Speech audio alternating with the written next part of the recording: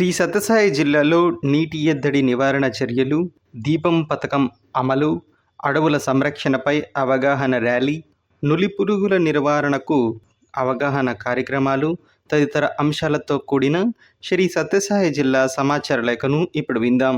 వ్యాఖ్యానం ఆకాశవాణి ప్రతినిధి ఎం మనోహర్. కార్పొరేట్ విద్యా సంస్థలకు దీటుగా ప్రభుత్వ ఎంజేపీ బాలుర సంక్షేమ పాఠశాలల్లో విద్యా బోధన జరుగుతోందని రాష్ట్ర బీసీ సంక్షేమ శాఖ మంత్రి ఎస్ సవిత తెలిపారు.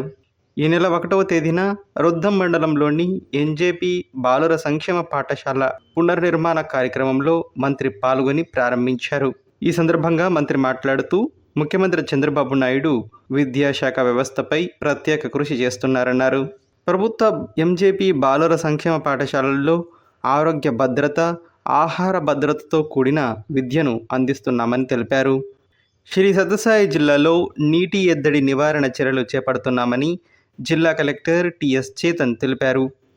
ఈ నెల 4వ తేదీన పుట్టపర్తి జిల్లా కలెక్టర్ కార్యాలయంలో సంబంధిత అధికారులతో ఆయన సమీక్షా సమావేశం నిర్వహించారు. ఈ సందర్భంగా నీటి ఎద్దడి నివారణ చర్యలపై అధికారులకు దిశానిర్దేశం చేశారు.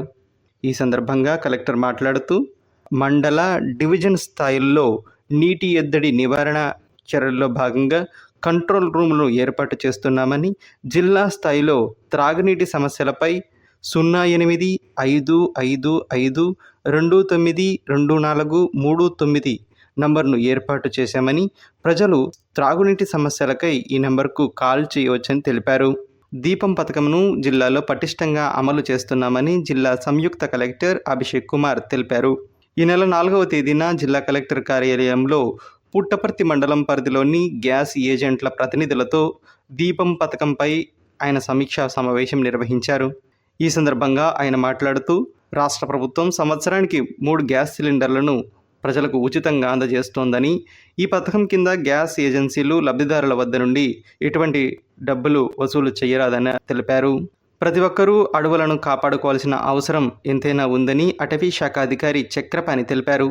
ఈ నెల 6వ తేదీన అడవుల సంరక్షణపై అటవీ శాఖ ఆధ్వర్యంలో పుట్టపర్తిలోని జిల్లా పరిషత్ ఉన్నత పాఠశాల విద్యార్థులతో భారీ అవగాహన ర్యాలీ జరిగింది.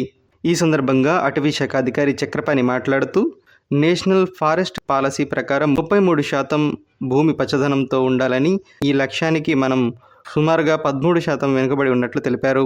అడవులను అగ్ని బారి నుండి కాపాడగలిగితే కొంతమేర లక్ష్యాలను చేరుకోగలమని, అటవీయేతర భూముల్లో, వ్యవసాయ భూముల్లో మొక్కలు నాటి సంరక్షించడంతో 33% లక్ష్యం పూర్తి అవుతుందని తెలిపారు. నులిపురుగుల నివారణకు ఆల్బెండజోల్ మాత్రలు వేసుకోవాలని పుట్టపర్తి శాసనసభ్యులు పల్లె సింధూరారెడ్డి తెలిపారు. ఈ నెల 10వ తేదీన యనుమలపల్లిలోని జిల్లా పరిషత్ ఉన్నత పాఠశాలలో విద్యార్థులకు నులిపురుగుల నివారణ కోసం ఆల్బెండజోల్ మాత్రలను అందజేశారు. ఈ సందర్భంగా శాసనసభ్యులు మాట్లాడుతూ, ఆరోగ్య ఆంధ్రప్రదేశ్గా మార్చేందుకు రాష్ట్ర ప్రభుత్వం చర్యలు తీసుకుంటోందని అన్నారు. విద్యార్థులు ఆల్బెండజోల్ మాత్రలు తీసుకోవడం ద్వారా రక్తహీనత, పోషకాహార లోపం, శారీరక, మానసిక ఎదుగుదల లోపాలు నివారించవచ్చని తెలిపారు.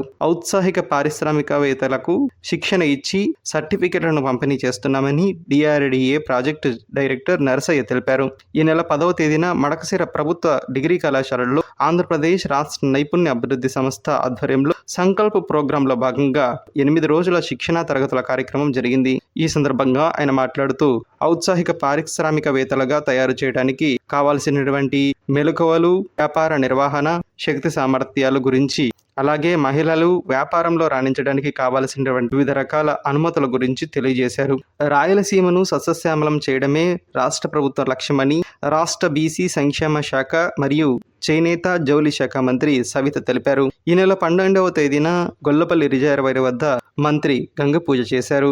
ఈ సందర్భంగా మంత్రి మాట్లాడుతూ, హెచ్ఎన్ఎస్ఎస్ కాలువలను వెడల్పు చేయడానికి రాష్ట్ర ప్రభుత్వం సుమారుగా 3,650 కోట్ల రూపాయలతో పనులకు శ్రీకారం చుట్టిందని, ఈ కాలువ ద్వారా కుప్పం వరకు సాగునీరు అందుతుందని తెలిపారు. రాష్ట్రంలో ఒక పక్క పోలవరం ప్రాజెక్టు పనులు, మరోపక్క అమరావతి రాజధాని పనులు శరవేగంగా జరుగుతున్నాయని తెలిపారు. ఇప్పటి వరకు శ్రీ సత్యసాయి జిల్లా సమాచార లేఖను విన్నారు. మరిన్ని కొత్త వార్తా విశేషాలతో మార్చి నెల సమాచార లేఖలో కలుసుకుందాం. ఎం మనోహర్, ఆకాశవాణి ప్రతినిధి. సమర్పణ ప్రాంతీయ వార్తా విభాగం, ఆకాశవాణి విజయవాడ కేంద్రం.